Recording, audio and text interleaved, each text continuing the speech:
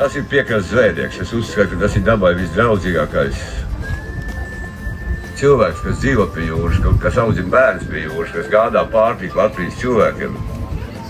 Un tagad atriek mūs no jūras, kas to ir sadomājušies un cer. Nesanāks, mīļie, jo mēs iesim līdz galām, un mums varbūt būs vajadzīgs viss tavs atbalsts, tad mēs jūs sauksim atkal palīgā. Bet šodien varbūt nerunāsim par striktām lietām. Sagaidīsim tagad krastā mūsu zvejniekus. Paskatīsimies, ko jūriņi mums ir iedevusi.